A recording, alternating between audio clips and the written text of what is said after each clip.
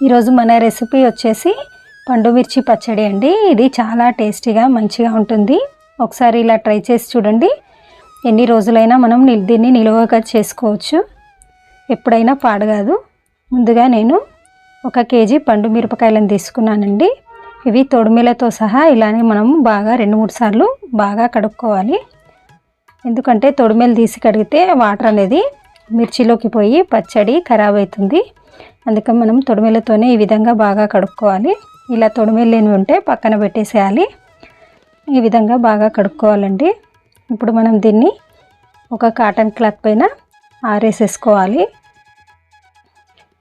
1 గంట సేపు మనం దీన్ని ఆరనిచ్చుకోవాలండి, తడంతా పోయే వరకు. ఈ విధంగా ఆరేసేసుకోవాలి. తడి ఉంటే మాత్రం పచ్చడి అనేది ఎక్కువ రోజులు నిల్వ ఉండదు, పాడైపోతుంది, బూజు వచ్చేస్తుంది అన్నమాట.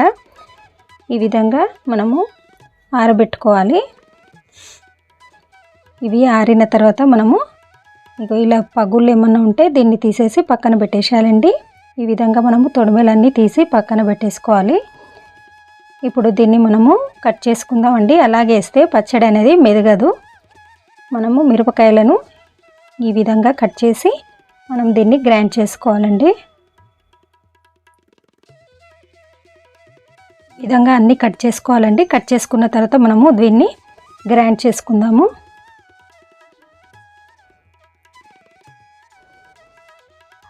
ఇప్పుడు మిర్చిని అంతా కట్ చేసుకున్నానండి.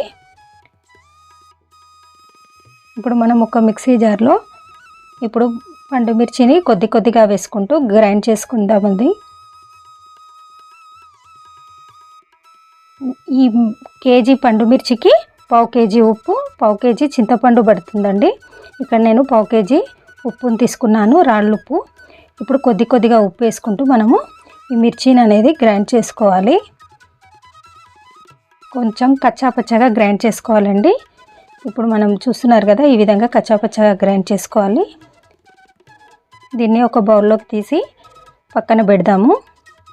ఈ విధంగానే మనం పండు మిర్చిని మొత్తము గ్రైండ్ చేసుకోవాలండి. చూస్తున్నారు కదా, మొత్తం నేను ఈ విధంగా గ్రైండ్ చేసి పెట్టుకున్నాను. ఇందులో నేను మిగిలిన ఉప్పు కూడా ఇందులో వేసేసుకుంటున్నానండి, రాళ్ళుప్పుని. అలాగే 1/2 కేజీ చింతపండు, పిక్కలు పీచులు నారలు లేకుండా చూసుకొని విడివిడిగా చేసుకొని ఈ విధంగా వేసుకోవాలండి. మనం ఇప్పుడు చింతపండు అనేది గ్రైండ్ ఏం చేసుకొని అవసరం లేదు. ఈ మిర్చిలోనే వేసుకొని మొత్తం మిర్చి పేస్ట్ వేసుకున్నాం కదా, ఆ లోపలికి మనం తోసేసుకుంటే ఆ ఉప్పు ఈ మిర్చి తడి అనేది బాగా ఊరి చింతపండు అనేది బాగా నానుతుంది. టేస్ట్ కూడా చాలా బాగుంటుంది. మనం కారం కూడా తగ్గుతుందన్నమాట. మిర్చికి చింతపండు ఉప్పు పట్టి కారం తగ్గుతుంది. ఈ విధంగా మనం మొత్తము ఈ విధంగా పెట్టుకోవాలండి. ఇప్పుడు మనము ఒక 1/2 కేజీ అన్ని వెల్లుల్లి పొట్టు తీసి ఇందులోనే వేసేసుకోవాలి. ఇవి కూడా కొంచెం మీద అవుతుంటే ఆ వెల్లుల్లి ఫ్లేవర్ కూడా ఈ పండు మిర్చికి పడుతుంది. చూస్తున్నారు కదా, ఈ విధంగా ఒక 24 అవర్స్ మనం దీన్ని పక్కన పెట్టేసుకుందామండి, మూత పెట్టేసి. ఇప్పుడు నెక్స్ట్ డే మీకు చూపిస్తున్నాను. ఇందులో ఇప్పుడు వెల్లుల్లి, చింతపండు, ఉప్పు మొత్తం అంతా నాని చింతపండు మెత్తగా నానిపోతుంది. ఇప్పుడు మనం కచ్చాపచ్చగా దంచుకున్నాం కదా దీన్ని, ఇప్పుడు దీన్ని మెత్తగా మనము పేస్ట్ చేసుకోవాలన్నమాట. ఈలోపు మనము ఒక ప్యాన్లో 1 స్పూన్ మెంతులు వేయించుకోవాలండి దోరగా. ఇవి కొంచెం దోరగా వేగినాక మనం దీన్ని ప్లేట్లో వేసేసుకుందాము. అలాగే 2 స్పూన్ల ఆవాలు, వీటిని కూడా కొంచెం దోరగా చిటపటమన్నాక తీసేసుకోవాలి. వీటిని కూడా ఇవి కూడా వేగిపోయాయండి. ఇప్పుడు మనం దీన్ని కూడా ఒక ప్లేట్లోకి తీసేసుకుందాము. మనం దీన్ని కూడా ఇప్పుడు గ్రైండ్ చేసుకుందామండి. దీన్ని కూడా మెత్తని పౌడర్ లాగా చేసేసుకుందాము. ఇప్పుడు మనం గ్రైండ్ చేసుకున్నాం కదా ఆవాలు, మెంతులు, ఈ పొడిని కూడా మనము మిర్చి దాంట్లో వేసేసుకొని ఒకసారి వీటిని బాగా కలుపుకోవాలి.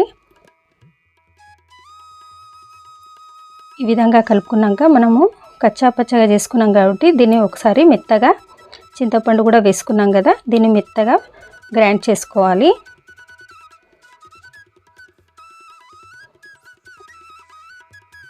ఇప్పుడు మిక్సర్ జార్లో కొద్దిగా ఒక 2-3 టైమ్స్ మనం గ్రైండ్ చేసుకుంటే పచ్చడి మొత్తము మెత్తగా అయిపోతుంది. ఈ విధంగా గ్రైండ్ చేసుకున్న తర్వాత పచ్చడి అనేది ఈ విధంగా ఉంది చూడండి. దీన్ని మనము ఒక బౌల్లోకి తీసి పెట్టుకుందాము.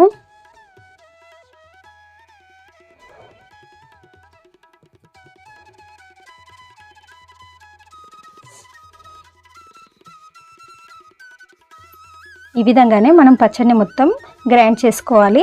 దీన్ని మనం ఫ్రిడ్జ్లో పెట్టి నిల్వ కూడా చేసుకోవచ్చండి. మనకు కావాల్సినప్పుడల్లా ఇలా కొద్దిగా తీసుకొని మనకు ఎంత కావాలో అంత తాలింపు పెట్టుకొని వాడుకోవాలి. నేను ఇప్పుడు కొద్ది పచ్చడి తీసి చూపిస్తున్నాను. ఇది మిగతాది ఫ్రిడ్జ్లో పెట్టేస్తానండి. దీన్ని మూత పెట్టి పక్కన పెట్టేస్తున్నాను.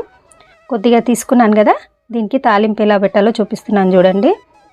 ఒక స్టవ్ పైన ఒక ప్యాన్ పెట్టుకొని ఒక పావు కప్పు వరకు ఆయిల్ పోసుకోవాలండి. ఆయిల్ ఎక్కువ పోసుకుంటే పచ్చడి కూడా నిల్వ ఉంటుంది. ఈ విధంగా జీలకర్ర ఆవాలు వేసుకోవాలి. ఇప్పుడు ఇందులోనే కొద్దిగా మినపప్పు, కొద్దిగా శనగపప్పు కూడా వేసుకోవాలి. అలాగే ఇప్పుడు మనము పొట్టు తీసి పెట్టుకున్న ఒక 10-15 వెల్లుల్లిని కూడా ఇందులో వేసుకోవాలండి. మనం కచ్చాపచ్చాగా అయినా దంచుకోవచ్చు. నేనైతే ఇలానే వేసుకుంటున్నాను.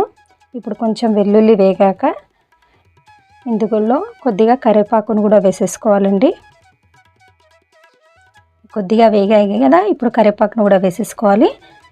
ఇప్పుడు ఇందులో పావు స్పూను ఇంగువ కూడా వేసుకోవాలండి. ఇంగువ వేసుకుంటే పచ్చడి అనేది చాలా రుచిగా ఉంటుంది.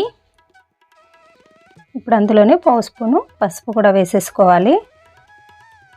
ఇప్పుడు ఒకసారి వీటిని కలిపి మనం పచ్చడి గ్రైండ్ చేసి పక్కన పెట్టుకున్నాం కదా, ఆ పచ్చడి ఇందులో వేసి ఒకసారి బాగా కలుపుకోవాలి.